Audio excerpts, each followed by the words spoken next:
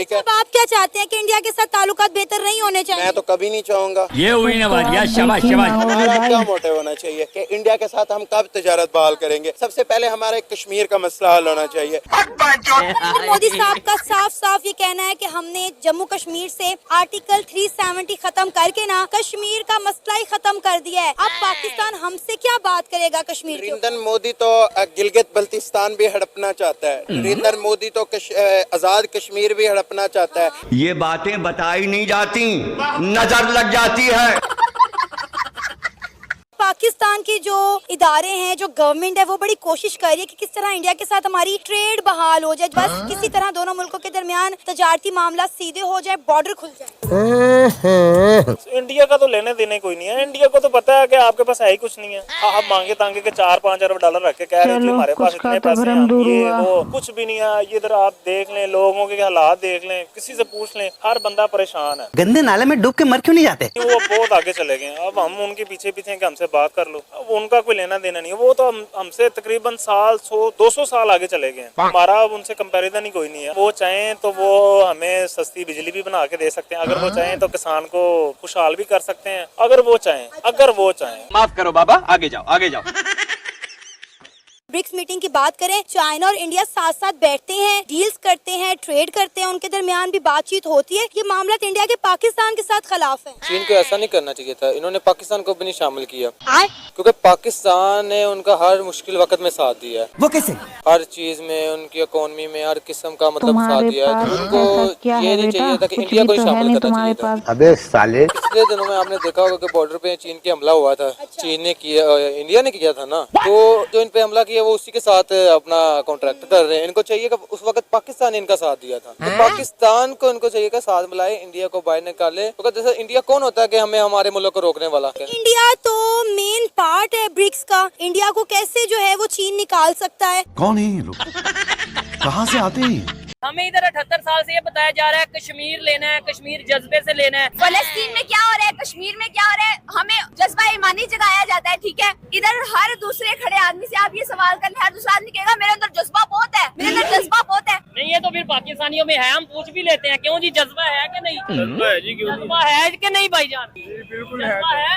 तेरी जज्बे का ऐसी की तैसी। इन बेचारों को बस जब से पाकिस्तान बने हैं ना भाई, जज्बे के साथ हम IMF का कर्जा माफ नहीं करा सकते। अगर जज्बा सब कुछ है तो जज्बे से जहाज बनाए, बैठे और सफर करें। हाँ, आप जज्बे से अपने मुल्क की इकोनॉमी को बेहतर कर ले, जज्बे से आप टेक्नोलॉजी में, जज्बे पे बैठे और चांद पे चले जाएं। अबे दिमाग ऊपर वाला माला खाली है तो जज्बे का क्या करोगे? अचार डालोगे जज्बे का?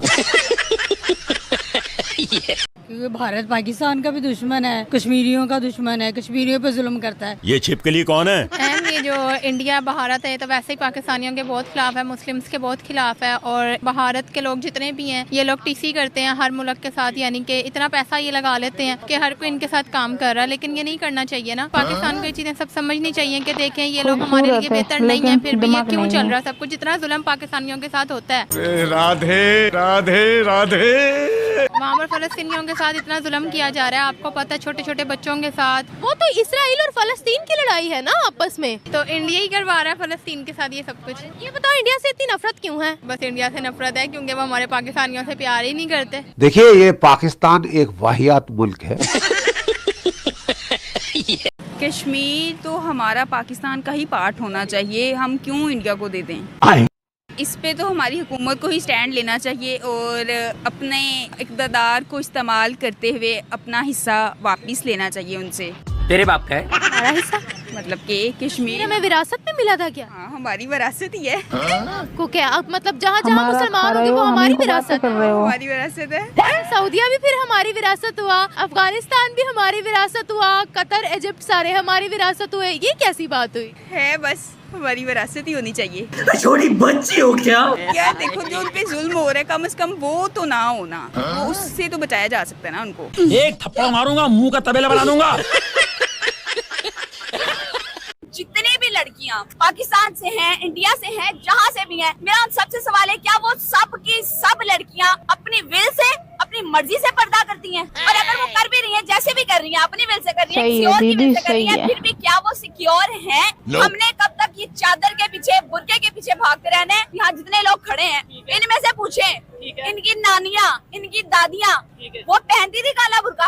आप बुर्के की अगर बात करें ना, तो काला बुर्का जो है, पाकिस्तान का कल्चर तो ये है ही नहीं। अच्छा, ये पाकिस्तान का कल्चर तो नहीं है। पाकिस्तान बेसिकली ना आइडेंटिटी क्राइसिस का शिकार है। मदरसा कल्चर, बहुत सारी चीजें, हमारा अपना कल्चर किधर है भाई? कोई आपके मजहब के हवाले से कोई गुस्ताही करता है तो आप आगे से क्या करेंगे? आपको नहीं पता, आप पाकिस्तान में नहीं रहते।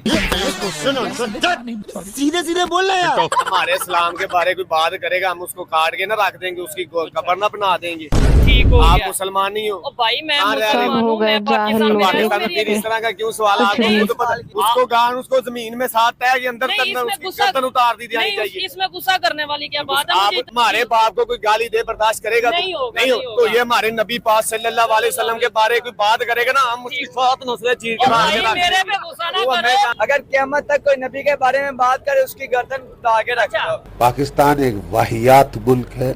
पाकिस्तान एक रैबिड देश है।